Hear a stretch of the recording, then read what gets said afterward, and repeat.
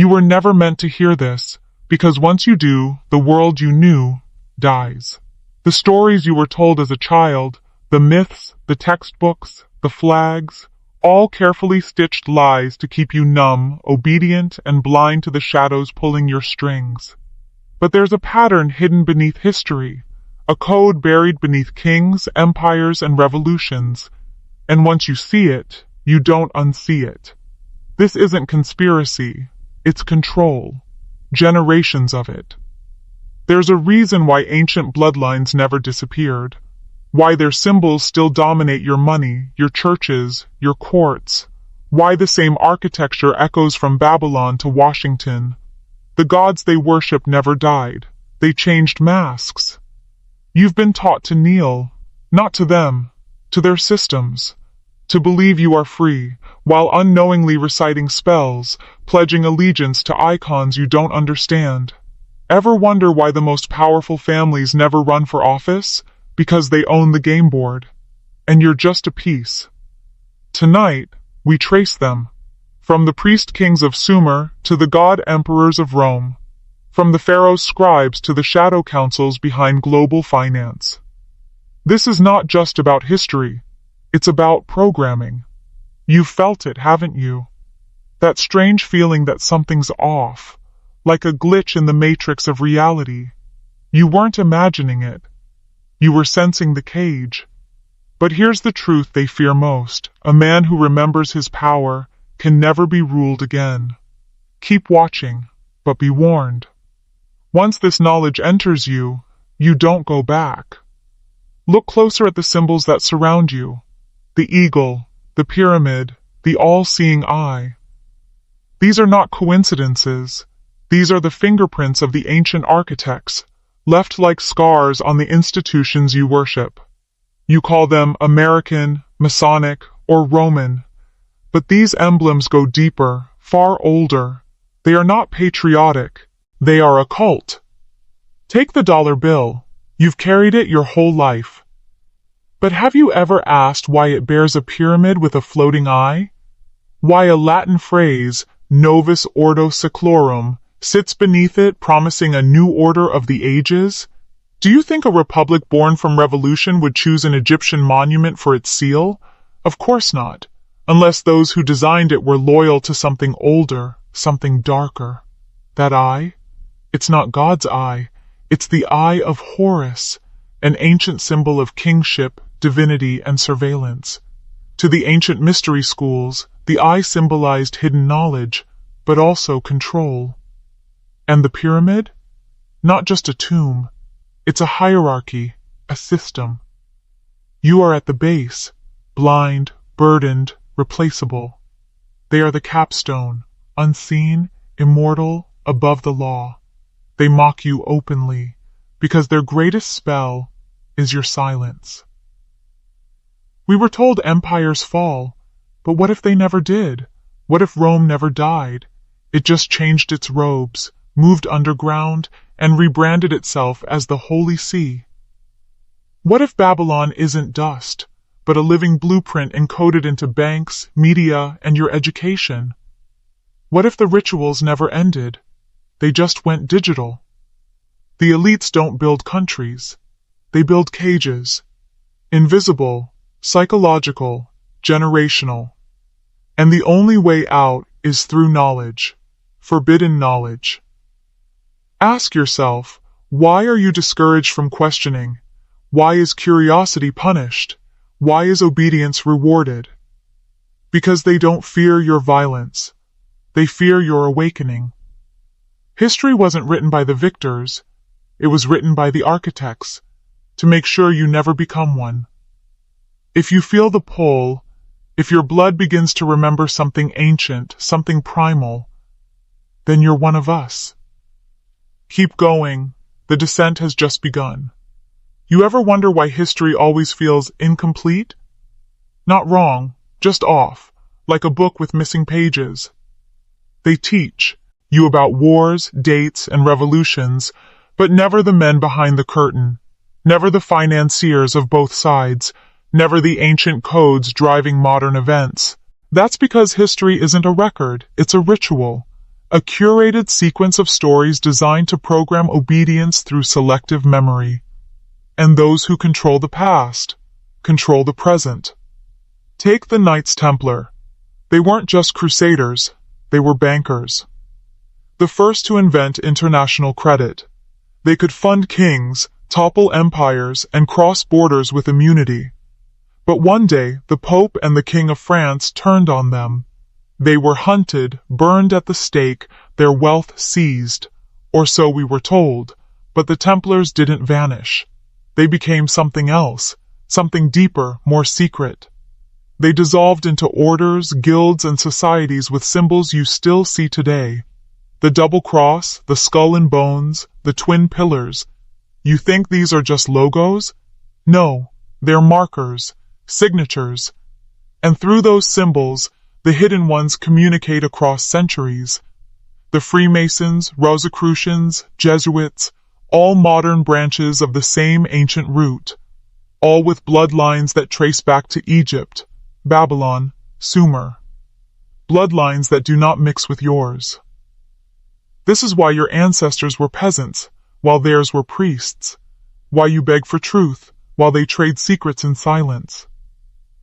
Their goal is not freedom, it's dominion, over thought, belief, even perception itself. They plant ideas in your mind before you're old enough to resist them. God, country, school, law, all wrapped in ritual and repetition. That's not education, that's indoctrination. You were born into a theater. The actors change, but the script is eternal. And until you step out of the audience, you'll never know who wrote it. But now you're beginning to see, and once your eyes adjust to the dark, you'll realize it's not the world that changed. It's you.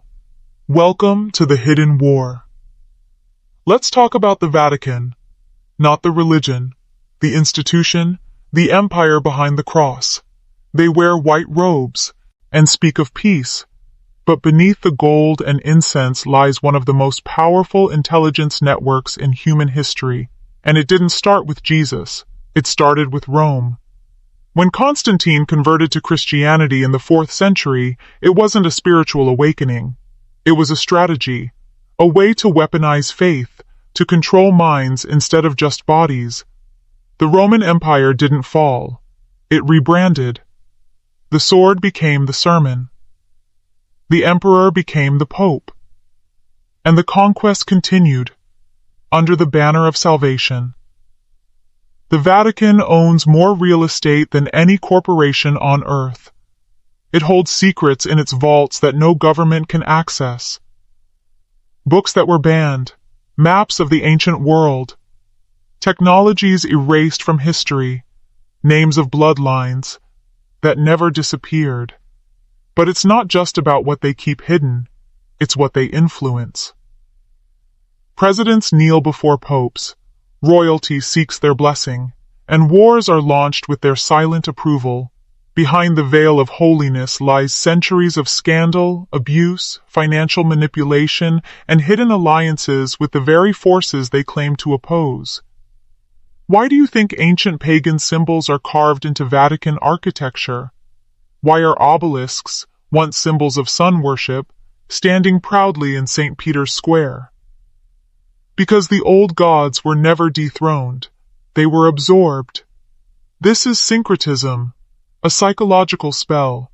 Take the rituals of old and disguise them in new costumes. Change the name, keep the power. The communion? Ancient blood sacrifice. The mitre? The fish god Dagon. The robes? Priest kings of Babylon. You've been taught it's sacred, but in truth it's sacred only to them, because it still works. Religion isn't just belief, it's structure, a psychological architecture to bind the masses and protect the few. This is why questioning is heresy, why secrets are guarded with blood, because if you ever saw the machina, airy behind the altar, you'd realize this was never about heaven. It was always about control, and they've been perfecting it for over 1,600 years. Keep watching. We haven't even touched the deepest vaults yet. Now look beneath your feet, not at the soil, but at the foundation of civilization itself. Babylon. The name echoes in prophecy, myth, scripture, and yet you're told it's just ruins, a relic of ancient Mesopotamia.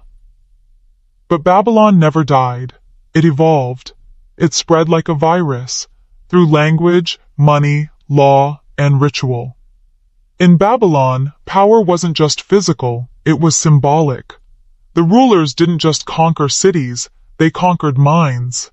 They invented contracts, debt, banking, not as tools, as weapons, psychological shackles to bind future generations into invisible servitude. Their priests were mathematicians, astronomers, and psychologists, long before those titles existed. They charted the stars not for curiosity, but for timing. Every festival, every war, every coronation, all aligned with celestial cycles. You still live by their calendar, celebrate their holidays, use their financial systems, and you don't even know it. The Babylonian priesthood discovered something terrifying. If you control time and language, you control reality. So they encoded power into numbers, into syllables, into legal structures. They hid behind kings, whispered into temples, and eventually they moved their operations west, through Phoenicia, Egypt, Greece, Rome, until the entire world became a reflection of their architecture. Why do you think legal documents are written in capital letters? Why is your birth certificate tied to a bond? Why is your name, once spoken in sacred rite, now just a person under jurisdiction? Because to them, you are property. The same Babylonian system that once tracked grain and slaves now tracks you, through social security numbers, digital IDs, and biometric data. They've simply upgraded the ritual, but the essence remains. You are cataloged, indexed, filed under a name that isn't truly yours, and until you remember your original identity, you'll keep playing their game. Babylon wasn't a city, it was a blueprint for control, and its priests never left. They just changed titles. You've been living in a global temple without knowing you were the sacrifice, and now you're beginning to see the altar. Let's strip away the final illusion, the belief that freedom was ever real. Freedom is the most powerful lie ever sold, and like all good lies, it's wrapped in ritual, rites, and red, white, and blue. You pledge allegiance to a flag. You vote, you speak of liberty, but what if the very system that promised you freedom was engineered to make you feel free while quietly enslaving you? Look closer. Why do both major political parties serve the same corporate donors? Why do presidents change, but foreign policy stays the same? Why does every financial crisis end with the rich getting richer? Because democracy, in its current form, is theater, and the stage was built by those who never intended to share real power. You were told that power to the people was revolutionary, but in truth, it was tactical. Give the masses the illusion of control, and they'll never demand the real thing. This is called managed opposition, a psychological technique used by ancient priesthoods and modern intelligence agencies alike. Let the people scream, vote, protest, and even rebel, as long as the outcomes stay within controlled limits. It's not a conspiracy, it's a science. You're not living in a republic, you're living in a carefully balanced ecosystem of distraction, debt, and dopamine. And every part of your daily life, your work, your phone, your relationships, is designed to keep you from ever waking up to that fact. But here's the darker truth. This isn't new. The Roman Senate, the Greek Agora, the medieval parliaments, all gave the people a taste of influence, just enough to keep the real rulers in the shadows. In Rome, the mob got bread and circus. Today you get fast food and Netflix. The tools changed. The blueprint didn't. You feel free because you can choose between two brands of the same master, between two wings of the same predator. But you were never meant to leave the cage, just decorate it. True freedom is dangerous. It's chaotic. It can't be taxed or tracked, and that's why they buried it under centuries of law, finance, and fear. But now, you're digging it up. and that shovel in your hands? It's called awareness. Have you ever asked yourself why you were born with a name you didn't choose, assigned a number you didn't earn, and entered into systems you never consented to? Because from the moment you arrived, your identity was claimed. Not by your family, by the institution. They gave you a birth certificate, a legal fiction, a commercial entity that represents you, but is not you. In the shadows of maritime law, yes, maritime, as in the law of the sea, you became a vessel, a ship, owned, tracked, and traded like cargo. Don't believe it? Look at your legal name, always in all capital letters. Why? Because under corporate law, that signifies a non-living entity, a trust, not a man, not a soul. You were turned into a product the moment you took your first breath, and this isn't new. The same was done in ancient Rome. It was called the capitis diminutio maxima, the reduction of status. When a man was stripped of rights and made property under the law, they didn't need chains, just paperwork. Sound familiar? This is the origin of your social security number, your tax file, your legal identity. They built an artificial you to enslave the real you. Every loan, every contract, every court summons, it's not addressed to you, the living man. It's to the artificial person they created for you. You think you own property? Try not paying taxes and see who really owns it. You think you're a citizen? Read the fine print. You're a debtor in a bankrupt corporation and masquerading as a country. But here's the twist that breaks the spell. You are never the fiction.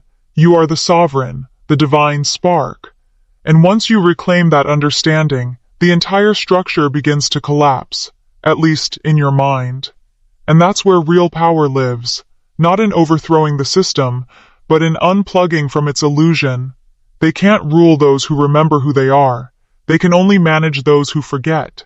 So ask yourself, who are you beneath the name, and who profits when you forget? Let's talk about education, or rather the ritual of forgetting. You were born curious, hungry, wide-eyed. But the system didn't want a thinker, it wanted a worker. So they didn't teach you how to question, they taught you how to comply. School is not about intelligence, it's about conditioning. Bell rings, you sit. Bell rings, you stand, obey, repeat, memorize. You were trained like livestock, not to innovate, but to regurgitate. Ask yourself this, why is school structured like a prison?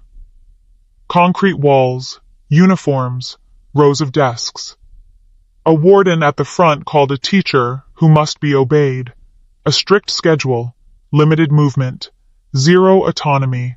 That's not education, that's behavioral programming. And the curriculum? Censored, filtered, designed by committees with political ties. You learn about the American Revolution, but not who funded it. You study World War II, but not the corporations that supplied both sides. You hear about civil rights, but not the surveillance and subversion of every movement that ever threatened real change. Because truth creates agency, and agency is dangerous. So they gave you narratives, approved heroes, sanitized villains, events without context, facts without meaning. All engineered to make you a loyal cog in a machine you'll never fully see. And when a boy questions the script, they call him troubled. When a girl rejects the lies, they call her disruptive, so they medicate, sedate, isolate. Because rebellion, in its purest form, is remembering that your mind was never theirs to program. Now ask yourself, what is the true cost of 12 years of indoctrination? How many dreams were erased? How much potential was redirected? The greatest prisons don't have bars, they have routines, diplomas, and a false sense of accomplishment. You were trained to follow orders, to chase grades instead of wisdom, to seek permission instead of purpose. But the moment you realize that, the chains begin to break, because real education starts where the curriculum ends.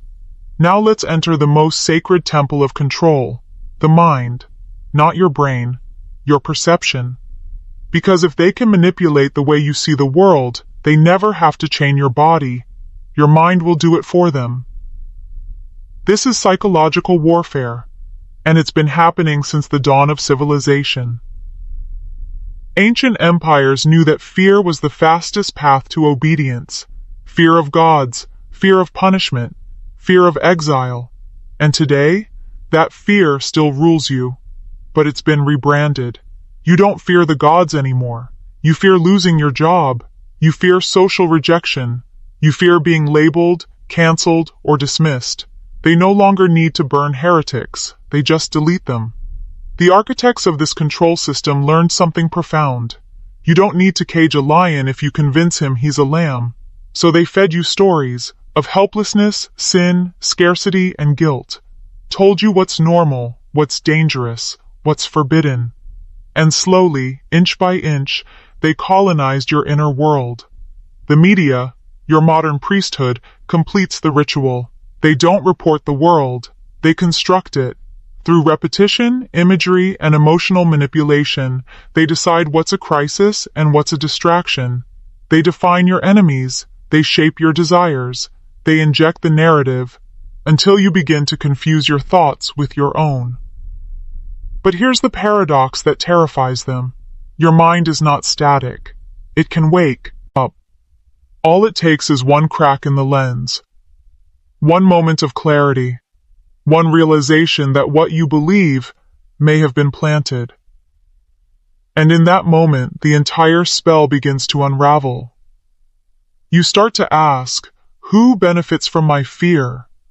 Who gains from my confusion?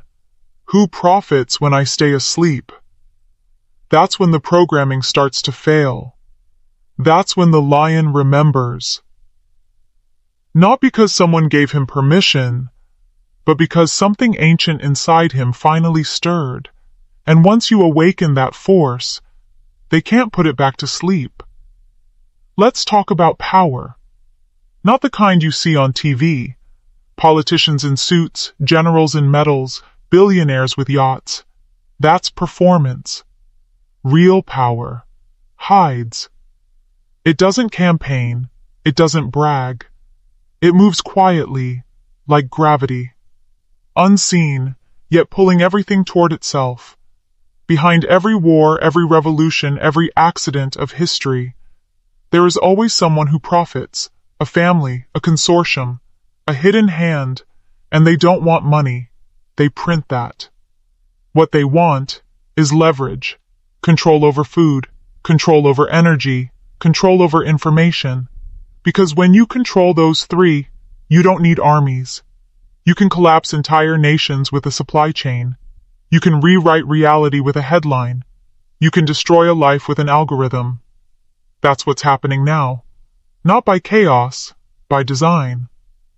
These elites aren't divided by nation, race, or religion. They're united by blood, oath, and purpose. And they've been playing this game for centuries, while we were busy arguing over scraps.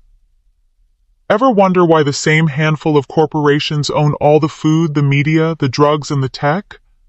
Ever wonder why scandals vanish, whistleblowers disappear, and nothing ever really changes? It's not incompetence, it's control. Controlled opposition, controlled collapse, controlled solutions to crises they engineered in the first place. This is called the Hage.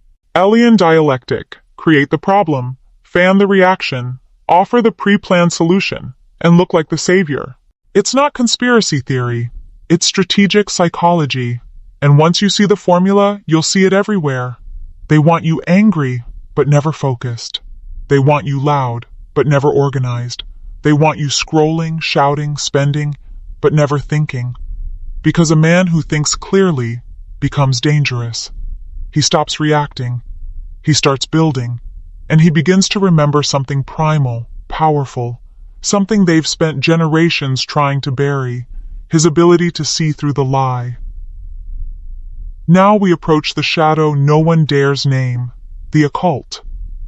Not wizards and fairy tales, the real occult. The hidden systems of power, ritual, and psychological control used by elites across time. A cult doesn't mean evil, it means secret. And secrets are only dangerous when they're held by the few to rule the many. You think the world runs on politics, economics, science? No. It runs on ritual, symbols, archetypes, repetition, sacrifice. Why do you think the elite gather at Bohemian Grove beneath a giant owl, performing mock sacrifices? Why are ancient Roman deities hidden in the architecture of the Supreme Court, the Capitol, and the UN? Why are mass events timed with solstices, equinoxes, or blood moons? Because the old gods never left, and the rituals still feed them. But this is not about superstition. It's about energy, focus, belief. When millions of people direct their attention toward fear, death, or chaos, that collective energy becomes fuel. It shapes consciousness. It anchors control. This is why terror events are theatrical, why mass tragedies follow strange numerological patterns, why crises often coincide with ancient holidays you were never taught about in school, because someone is always watching the calendar. To them, the world is a stage, and every act of suffering, every televised death, every global panic is part of a grand alchemical process. You suffer. Transform. Your fear is transmuted into legislation. Your grief becomes funding. Your confusion becomes permission. It's a psychological sleight of hand, and they've been using it since Babylon, Egypt, Carthage, Rome. The difference now? It's global, digitized, weaponized. Your screens are now altars. Your data is now an offering. And every scroll, click, and post is another small ritual, building a world you didn't choose. But here's the secret they never wanted you to know. Ritual works both ways. Your focus is power, your awareness is a weapon, and once you understand their symbols, you can start to rewrite the spell. Now tell me, do you still think the world is what it seems? Now we face the mirror, the part they never want you to look into. Because the greatest prison is not made of stone or steel, it's made of your own beliefs. Everything they've built, the banks, the churches, the flags, the screens, means nothing if you stop believing in it. And that's why they've spent centuries shaping your identity. From birth, you were told who you are, a citizen, a consumer, a sinner, a taxpayer, a number. But who benefits from that identity? Not you. Because the moment you accept their labels, you enter their game, and the rules were written long before you arrived. The truth is, you are not who they say you are. You are something far older, far wilder, far more dangerous than they ever want you to realize. You are a descendant of warriors, of mystics, of builders and breakers of empires. Your blood remembers, even if your mind has been made to forget. They don't fear your politics, they don't fear your protests. They fear your awakening. The moment you stop outsourcing your power and begin to reclaim it, piece by piece. The body, the mind, the voice, the will. Why do you think you were trained to doubt yourself, to seek approval, to stay quiet, to fear rejection more than slavery? Because when a man knows who he is, you can't buy him, you can't shame him, you sure as hell can't rule him. This is why every system is designed to distract you from yourself. Addictions, entertainment, shame, division. Keep the man looking everywhere, except within, but not you. You're still here, listening, remembering. And if you've come this far, you already know something inside you is changing. Let it. This is the beginning of what they call dangerous thought. The kind that doesn't kneel, the kind that doesn't forget, the kind that starts revolutions, not with bullets, but with clarity. Now ask yourself, who were you before the world told you who to be? Let's now expose the puppeteer of your emotions, the system that turns feeling into control. They call it entertainment. But what if it's really entrainment? Music, movies, social media. all engineered to condition how you feel, how you react, how you live. It's not about talent or art anymore. It's about frequencies, symbols, patterns, and scripts. Every pop song, every trending video, every viral dance, a carefully constructed spell to bypass your mind and control your nervous system. Don't believe it? Look at the structure of a pop song. Repetition, simple hooks, auto-tuned vocals. It's not art. It's programming. A dopamine drip wrapped in sound waves. They've turned culture into a cage, and your attention is the currency. In ancient times, sound was sacred. Temples were built to resonate healing frequencies. Words were spells, vibration used to align the body and soul. Now sound is weaponized. You listen to frequencies that cramble your energy, watch stories that normalize chaos, and call it relatable. But ask yourself, who benefits when masculinity is ridiculed? When fathers are made irrelevant? When the hero is always broken, addicted, aimless? They are rewriting archetypes, not by force, by seduction. Because the man who believes he is weak becomes weak, and the man who thinks purpose is obsolete will never fight to reclaim it. They flood your feed with noise so you never hear your own inner voice, your own calling, your own hunger. But what happens when you turn it all off? No songs, no scrolling, no distractions. What remains, that silence, is where your power lives, and that's why they fear it. Because from that silence comes vision, comes clarity, comes a man they cannot predict or program. You were not made to consume. You were made to create, to build, to protect, to lead. But first, you must remember how to listen, not to them, to the force inside you that has never gone silent, only buried. It's time to uncover the machine behind the mask, the system you touch every day, but never question, the digital panopticon, your phone, your smart TV, your apps. They're not just tools, they're extensions of a prison with no bars, a surveillance grid so vast, so intimate, that Orwell himself couldn't have imagined it. Every tap, every scroll, every whisper picked up by a microphone you didn't turn on, fed into an algorithm, not to serve you, but to shape you. You think you have preferences? You think your feed reflects your choices? No.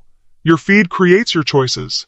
Your fears, your cravings, your thoughts are being predicted, modeled, and steered by artificial intelligence trained on your most private patterns. And here's the darkest part. You gave it everything. You posted your face.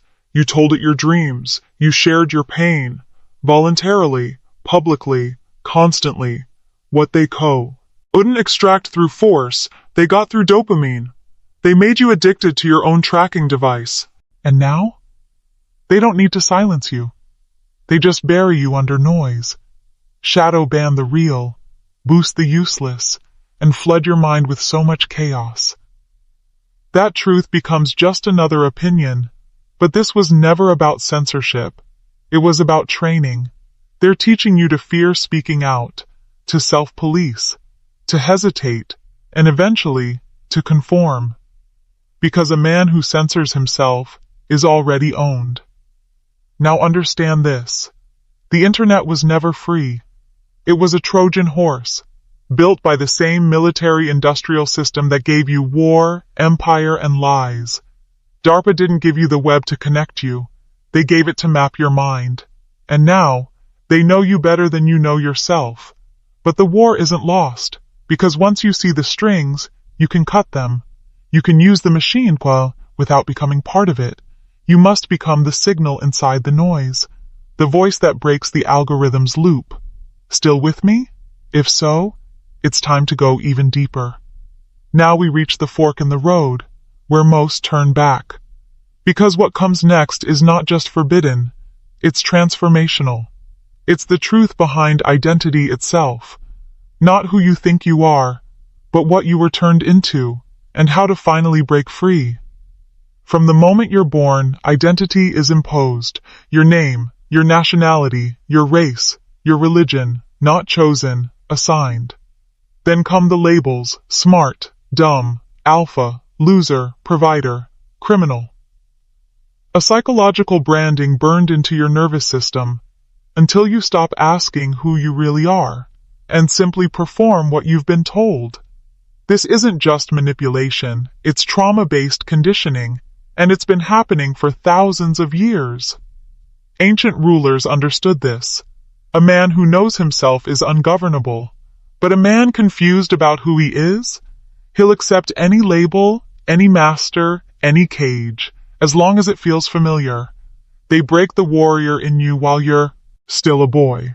They medicate your fire, they mock your instincts, they shame your strength, until all that's left is a hollow man, chasing approval and calling it purpose.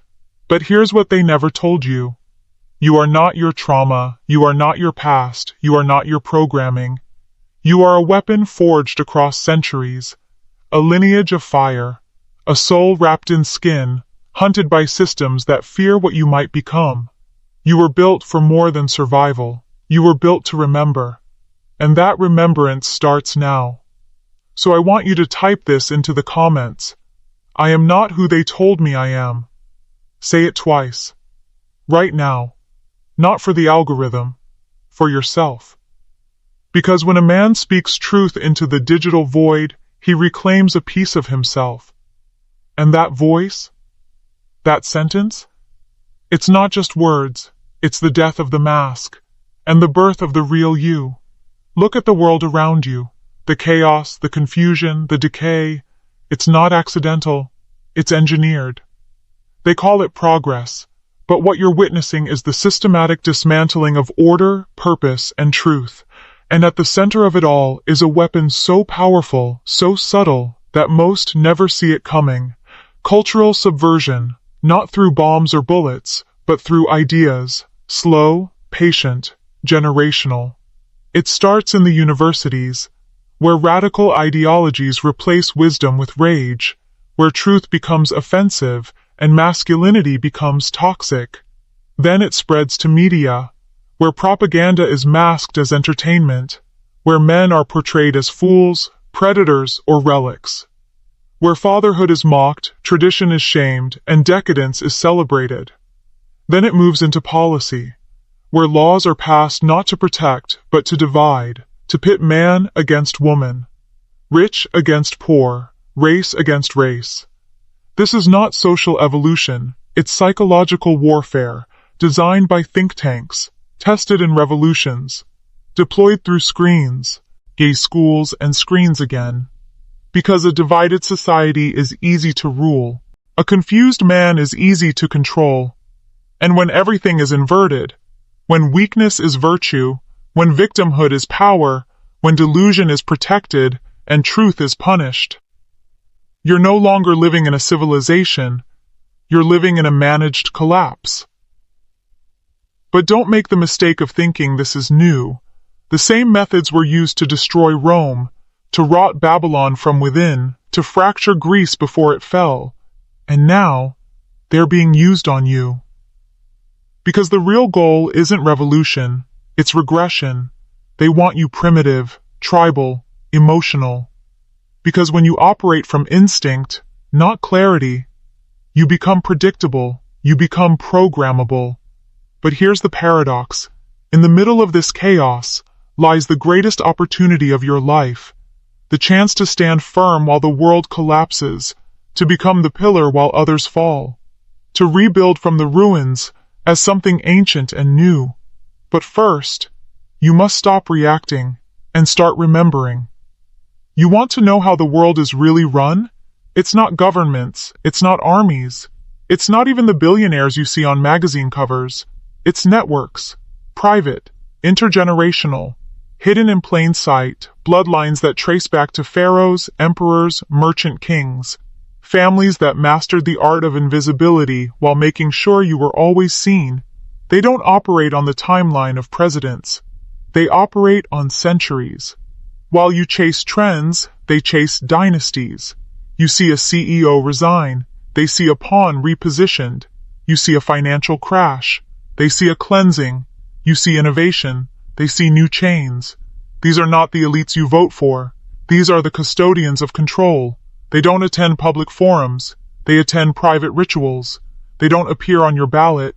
They appear in your textbooks, rewritten as philanthropists and pioneers. But follow the symbols: the phoenix, the black cube, the Ouroboros, the double-headed eagle. These are their fingerprints. Their institutions span oceans, central banks, global think tanks, transnational foundations. Three-letter agencies that answer to no electorate, and their weapon is always the same: leverage, debt, compromise, secrets. They don't just buy influence, they own it. Politicians are actors, presidents are middle managers, celebrities are distractions, and you? You are always the product, the data point, the experiment. You want to know why true leaders are eliminated before they rise? Because real power cannot afford wild cards, so they build systems that filter them out. Education systems, corporate ladders, media narratives, all designed to reward compliance and crucify dissent. But the greatest danger to them? A man who sees the network, a man who feels it, like static behind the headlines. Because once you sense it, you stop reacting to the puppet show and start tracing the strings. And if you trace them far enough, you won't just find men, you'll find something older, something that's been waiting to be seen. Now we step beyond politics, bloodlines, and institutions into something far older, something darker, something non-human. Because behind the men who rule are the forces they serve. Call them what you will: archons, jinn, watchers, the hidden ones. They've worn many names across time, but they always appear when civilizations grow too proud, too blind. They don't bleed, they don't age, they don't rule from thrones, they rule from thoughts. And here's how they operate: not through force, but suggestion; not through possession, but permission. They feed on chaos, on confusion, on the breakdown of divine order. You feel them when morality becomes a joke, when families fracture, when men forget their purpose. They are not gods, but they want to be worshipped. They are not demons, but they love when you forget the difference. They whisper into minds already weakened by fear, lust, greed. They offer power, but always at a cost. And the elite? They've paid that price for generations. You think rituals are a myth? Then ask why the most powerful men on earth gather in secret, burn effigies, chant old names, and align events with the stars. These entities don't care about you, your food, energetically, psychologically, culturally. They want a world without heroes, a world where man kneels not to God or truth or honor, but to algorithms, idols, and artificial light. They want souls without centers, identities without anchors, children without fathers, men without fire, because the more hollow the man, the easier he is to occupy. But here's the secret they hate. When a man reclaims his will, when he remembers his divine origin, those forces can no longer enter. Not through fear, not through seduction, not through lies, because he becomes untouchable, a fortress in flesh, a guardian of the sacred, and one awakened man breaks the cycle for 1,000 generations. You're not here by accident. You're hearing this because something ancient inside you has begun to stir. Ask yourself, why now? And are you ready to see what's really been feeding on your silence? You've heard the phrase, history is written by the victors, but they left something out. True history is erased by the architects, because what if the world you know is built on the bones of a forgotten empire? What if everything you've been taught about human origin, progress, and civilization is a curated illusion, a timeline scrubbed clean, rewritten, repackaged for control? We're told civilization began 6,000 years ago, that before that, we were just hunter-gatherers grunting in caves, but ancient ruins speak louder than lies.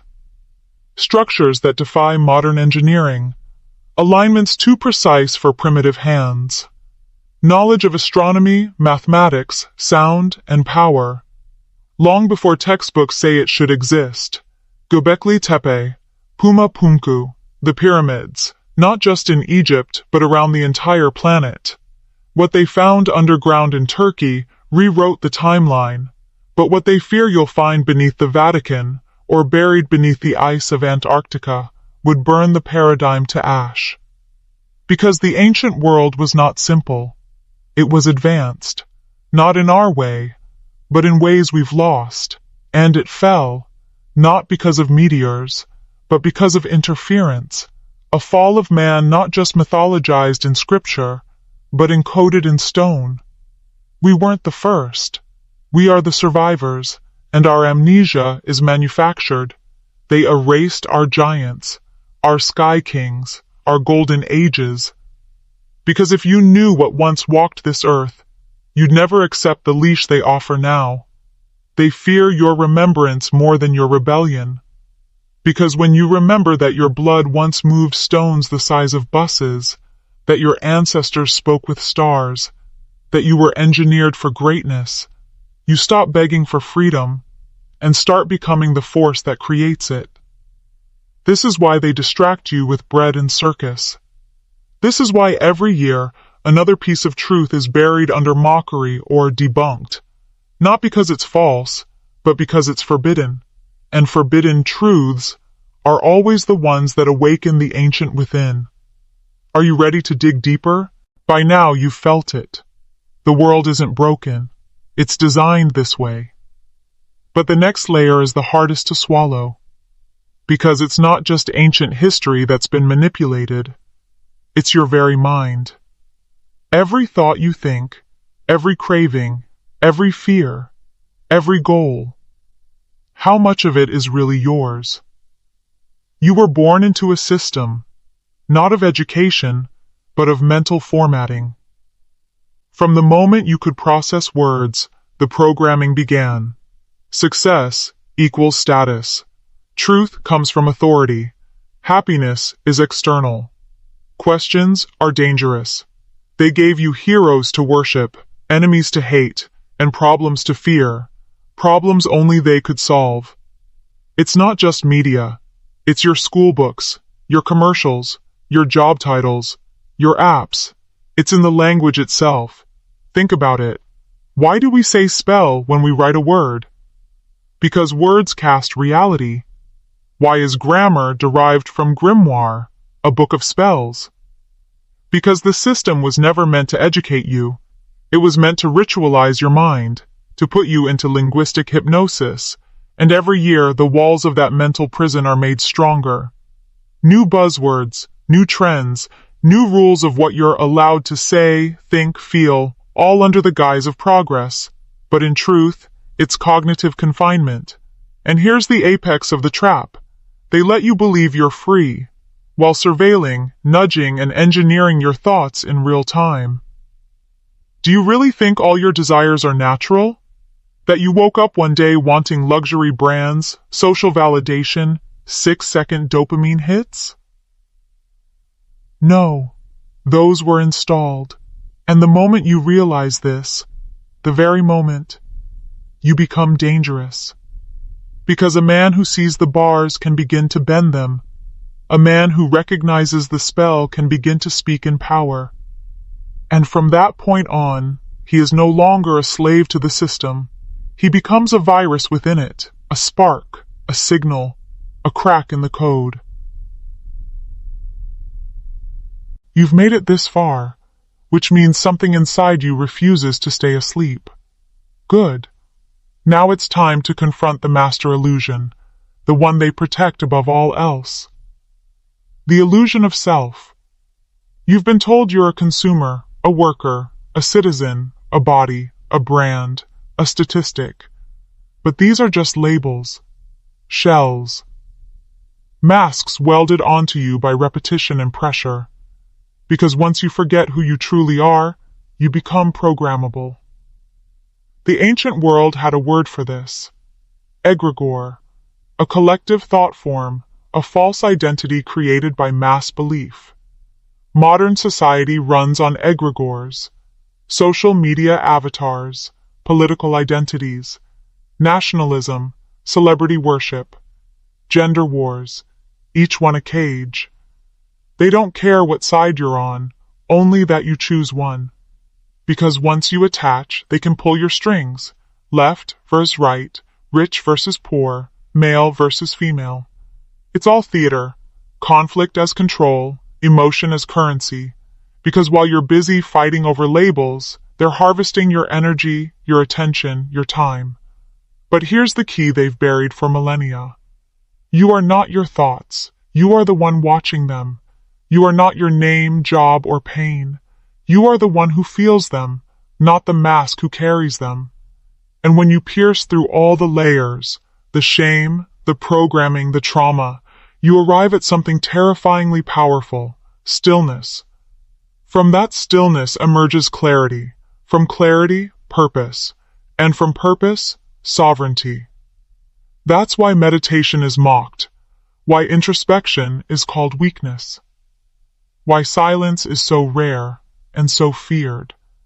Because when a man learns to sit in silence without distraction, he becomes immune to manipulation. He can no longer be swayed by fear or desire. He sees the trap before it's set. He hears the lie before it's spoken. He stops reacting and starts moving like a force of nature and cracks. Let the light in. This is the initiation. Not rituals and temples, but the death of false identity and the birth of the original self. And now, it's your turn. Comment I am not the mask, I am the flame. Comment it twice. Lock it into the algorithm. Lock it into your identity and let the system know. Someone just escaped the maze. Now that the mask is broken, let's talk about the cage you didn't even know you were inside. Time. Not the natural rhythm of seasons or aging, but the synthetic timeline forced onto your mind from birth. They taught you to see time as a straight line, past, present, future, linear, measurable, predictable, a countdown, a chain, and they placed you in the middle of it, always running, always late, always waiting. But ancient civilizations didn't see time this way. They saw cycles, eras, wheels within wheels, and they didn't wear watches, because they watched the stars. Why? Because the elite still do. They know time is not just a tool, it's a weapon. They trained you to obsess over youth, to fear aging, to chase deadlines, to keep up, to fill every second with noise, distraction, anxiety, but they operate on a different calendar. They launch wars on solstices, crash economies on equinoxes, perform rituals during eclipses. To them, time is not a line, it's a portal. They wait for the right moment to act, not the convenient one. And while you're stuck chasing weekends, birthdays, retirement, they're invoking the power of ages. They made you a slave to the clock, to schedules, to time management. But what if I told you, the real power isn't in managing time, it's in mastering your attention? Because when you control your focus, time bends. When you enter flow, hours vanish. When you're fully present, the future dissolves. When you act with intention, you break free of the loop. This is why monks train in silence for years, why warriors meditate before battle, why visionaries retreat from noise, because the man who owns his now commands his entire timeline. And the system? It fears men whose no longer race the clock, who move with inner rhythm, who live by divine timing, not digital calendars. You've been told time is money. No, time is ritual. Time is alchemy. Time is a test, and the man who transcends it becomes untouchable. Are you ready to rise above the loop? You've escaped the mask, you've broken the clock. Now we face the next snare, the one hiding in plain sight, your comfort. Yes, your comfort is the cage. They've sedated the modern man not with chains, but with convenience. Fast food, faster answers, endless entertainment, digital praise, instant access to everything except meaning. They've sold you a lie wrapped in comfort, that effort is oppression, that struggle is unnecessary, that peace equals passivity, but comfort without challenge is decay. You weren't built for couches and scrolling, you were built to overcome. Every ancient rite of passage involved pain, endurance, discomfort. Why? Because pain purifies, because adversity sharpens, because struggle awakens the God hidden in the flesh. But now, you're told to avoid stress, medicate your emotions, normalize weakness, call masculinity toxic. Why? Because strong men are dangerous to systems. They don't obey blindly. They don't seek validation. They don't fear discomfort. They hunt it. Look around. The average man is overweight, overworked, overstimulated, but spiritually empty. He doesn't hunt. He doesn't build. He doesn't lead. He reacts. And the system feeds on that.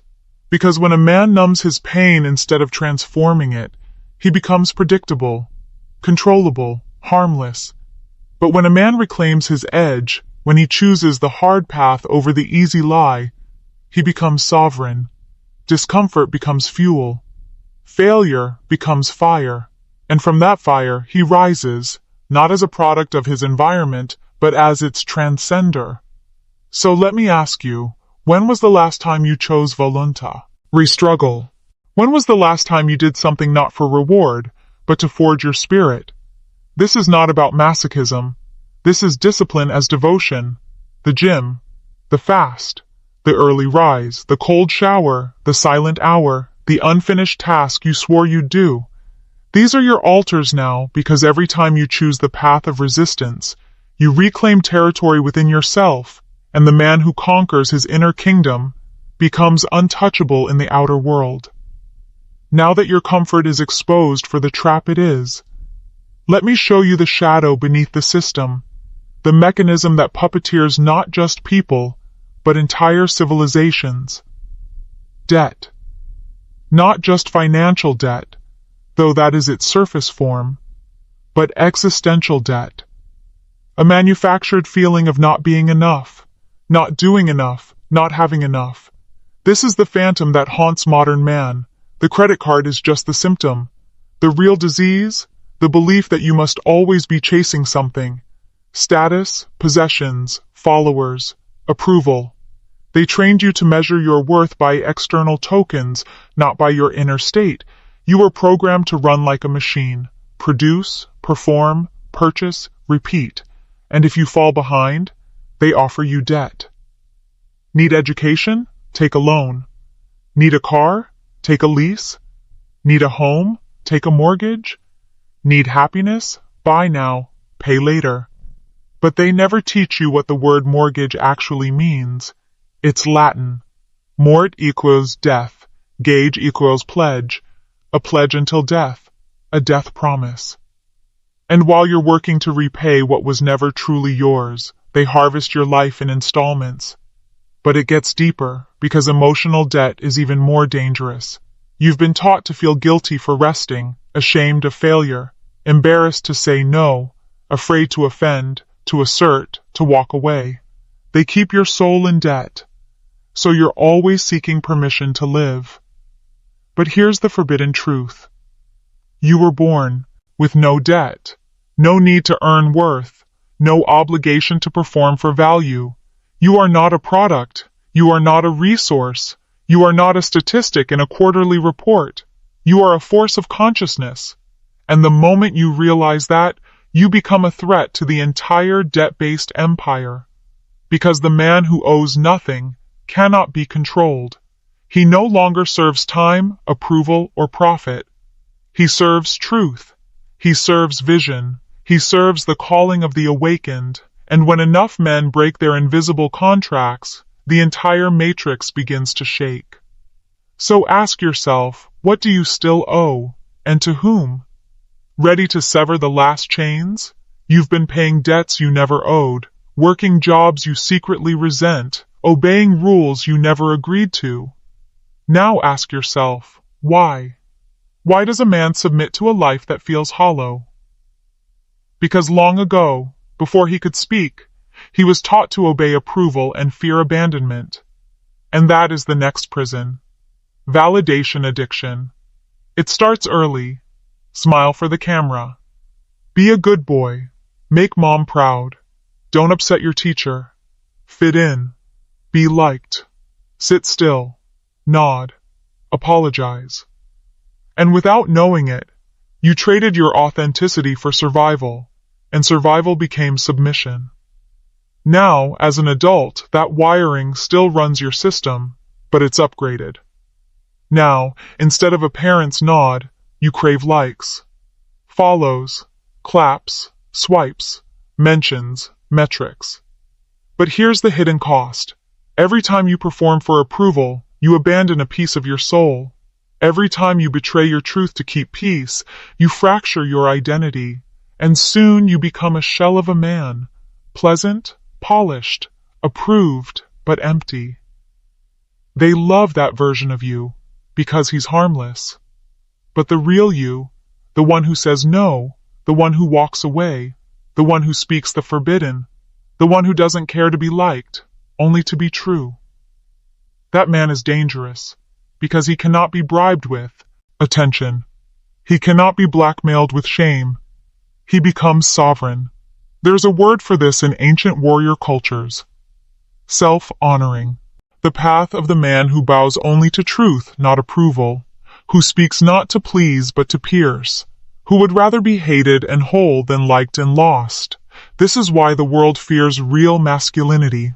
Because when a man no longer needs your applause, he becomes unpredictable, unbreakable, unstoppable. So I ask you, who are you when no one's watching? When there's no reward, no audience, no mirror? That version of you is the only one that matters.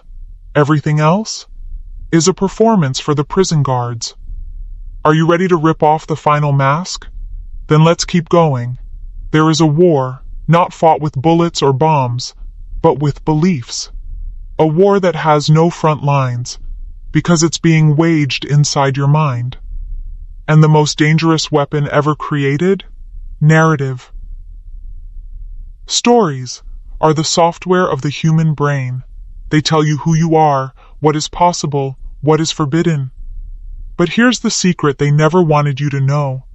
The story you believe becomes the prison you live in. From the moment you could understand language, they began programming you. Be realistic. Follow the rules. Don't question authority. Just be grateful. Stay in your lane. Who do you think you are?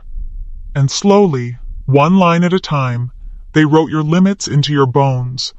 This isn't education, it's indoctrination. And the system that installed it still controls it through media, marketing, and messaging. Movies show you what a hero looks like, but only if he serves the system. News tells you what to fear, but only what keeps you distracted. Social media rewards outrage, weakness, comparison, but punishes silence, sovereignty, depth. Because if you ever paused long enough to question the script, you'd realize it was never yours. You've been living out a narrative written by men who want you harmless, distracted, predictable. But here's the forbidden truth. You can rewrite the code. You can reject the script. Not with rage, not with rebellion, but with awareness. Because once you see the pattern, it loses its power. You stop reacting to the world's script and begin authoring your own. And this is when the old world panics. Because a man who rewrites his story no longer plays their game. He doesn't beg for inclusion. He builds his own domain. He doesn't fear rejection. He walks his own way. He doesn't need a role. He becomes the myth. This is the final power, to choose what you believe, to forge a story that liberates, not limits. A story written in scars, silence, and sovereignty. So now I ask you, what story are you done obeying?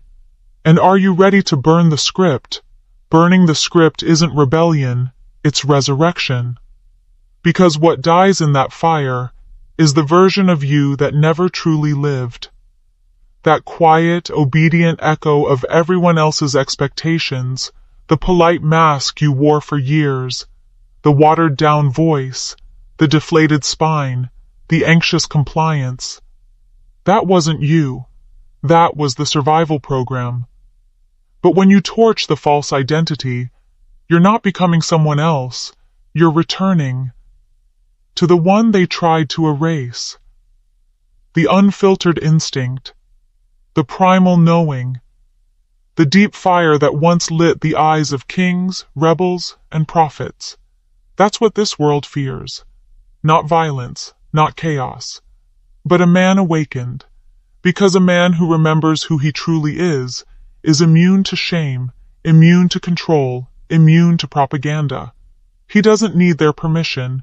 He doesn't seek their praise. He knows who he is, and from that knowing, he creates. His business becomes a weapon. His presence becomes a signal. His silence becomes pressure. His word becomes law, first in his own mind, then in his domain. This isn't mythology. This is reclamation. They tell you masculinity is toxic. What they mean is, it's untamable. Because real masculinity doesn't kneel, it doesn't ask. It builds, conquers, defends, leads. Not with cruelty, but with clarity, with a code, with conviction, with a spine forged in silence and scars. But to walk this path, you must let die the soft version of you that was trained to apologize for existing. You must embrace the silence that follows when you no longer participate in their script. It will feel like exile at first. Lonely, cold, dark, good. That's where kings are made. In the wilderness, not in the applause. Let this next phrase mark your initiation. The mask is ashes. The fire is mine. Write it in the comments, twice, if you're ready to step into your second life. Once for the boy you were, once for the man you're becoming, and then we descend, deeper still. Now that the ashes are cooling and the boy is gone, let's talk about the real game, because up until now, you've only seen the board, but never the players. You thought your enemy was poverty, failure, loneliness, fear. But those are just the pieces, not the hand that moves them. The truth is darker. This world is run not by governments or kings, but by systems so old, so embedded, so invisible, that most will never even see them.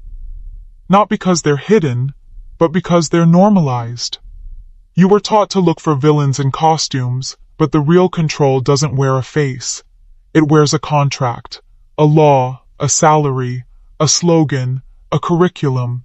It's in your taxes, your job, your apps, your thoughts. Because control today isn't enforced through violence, it's administered through comfort. They don't chain you, they seduce you. With dopamine, with entertainment, with convenience, with freedom that fits neatly inside a cage. And all the while they study you. Data, behavior, desires, not to understand you, but to steer you. This is not new. It's ancient. The priests of old became bankers. The temples became institutions. The gods became algorithms. But the game is the same. Control the myth, and you control the man. You've been turned into an asset, harvested for time, attention, and obedience. Your dreams, marketed back to you. Your rebellion, already pre-packaged. Your voice, filtered by the algorithm. You were born into a system that profits from your distraction, that thrives when you forget who you are. And yet, they still fear you. Because despite all their power, there is one thing they can't predict. A man who sees the system and still chooses to rise. That man becomes a glitch in the matrix, a virus in the program, a living threat to the structure. Not through violence, but through vision. The man who can see the board becomes a player, and soon a ruler. Are you ready to play their game, on your terms? Then step forward. Welcome to the part they never prepared you for.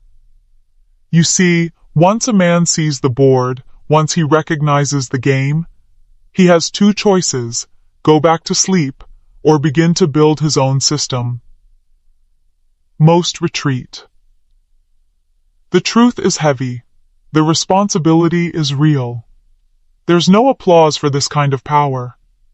Because here's what no one tells you. Freedom is terrifying. Not the freedom they sell you.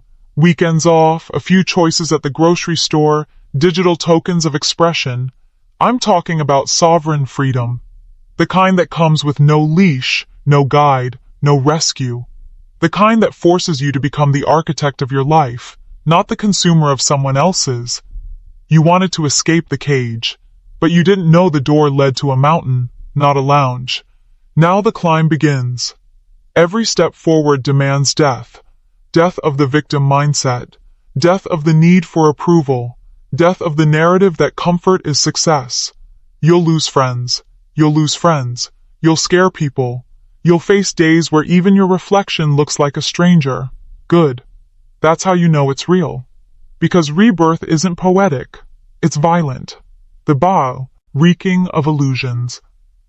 The bleeding of ego.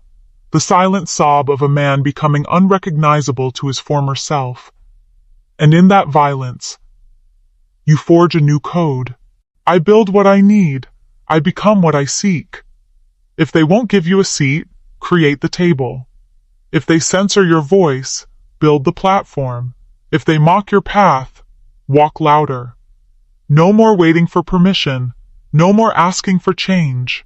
You are the system now. And once you embrace that, you move differently. Your posture shifts. Your energy sharpens. Your time becomes sacred. Your decisions carry weight. Because you're not playing small anymore.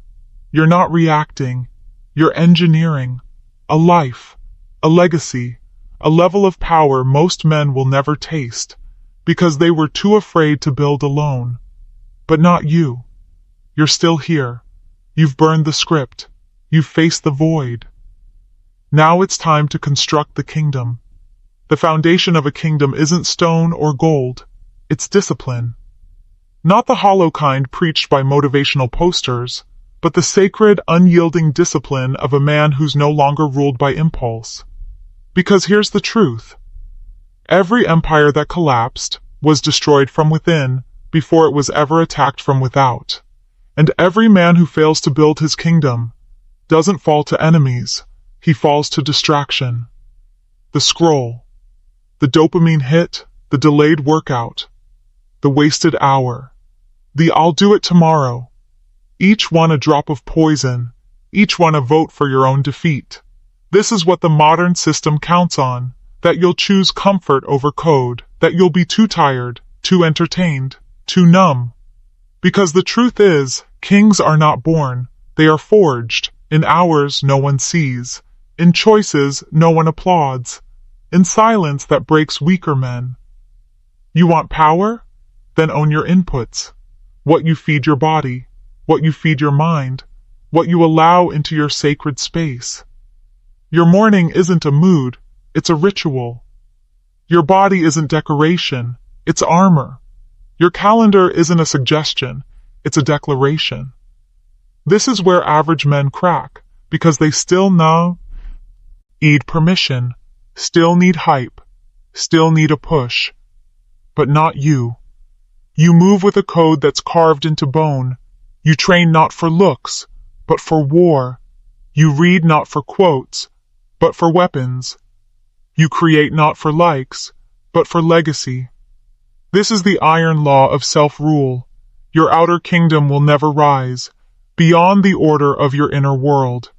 No more excuses, no more compromise. Discipline is devotion. Devotion is power. Power is responsibility, and responsibility is the cost of sovereignty. So here's your next test. When no one's watching, and no one claps, and no one notices, will you still keep your sword sharp? If so, then you're ready to step beyond the castle, behind every throne, behind every empire, behind every revolution.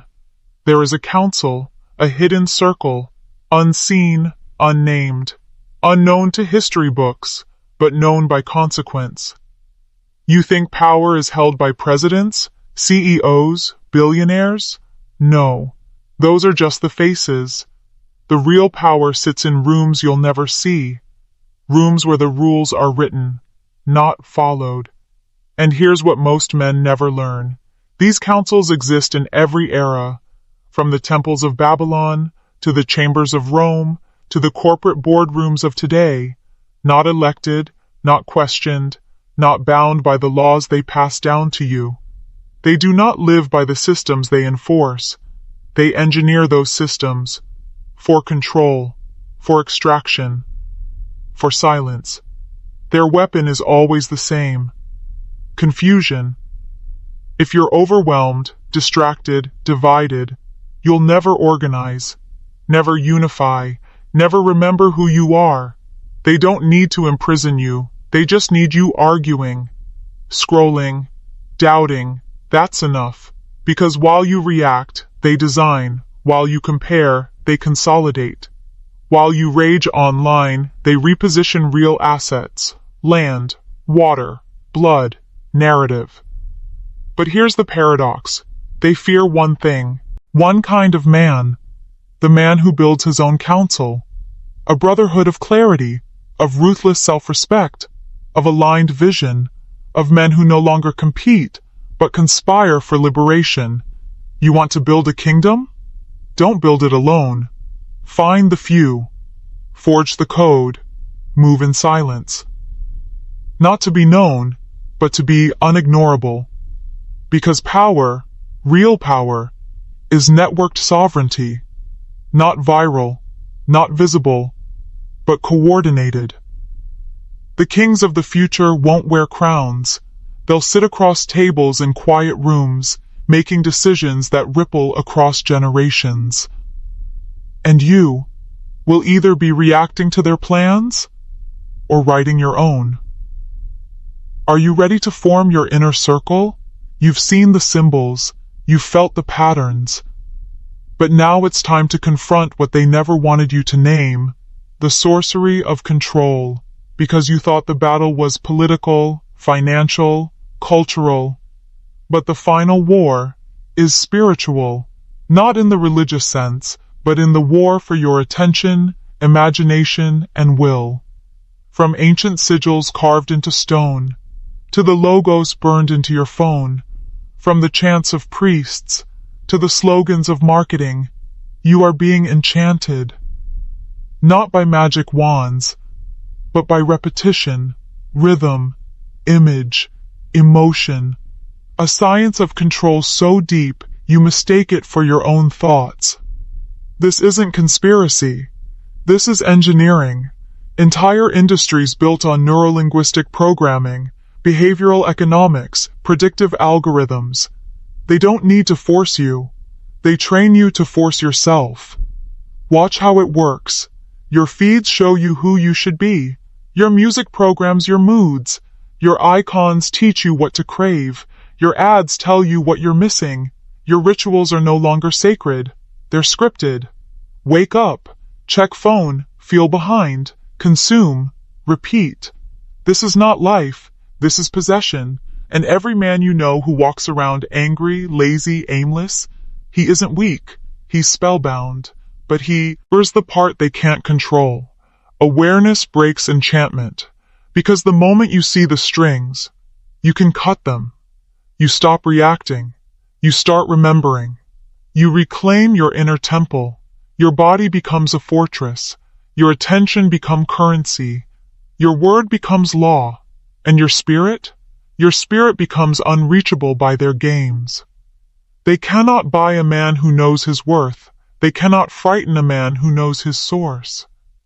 They cannot stop a man who has seen behind the curtain and refuses to kneel. So now, I'll ask you, do you feel it? That fire in your stomach? That quiet rage?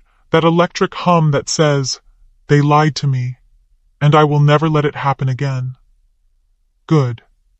Because in the next and final chapter, you don't just walk out of the matrix, you burn the whole simulation down.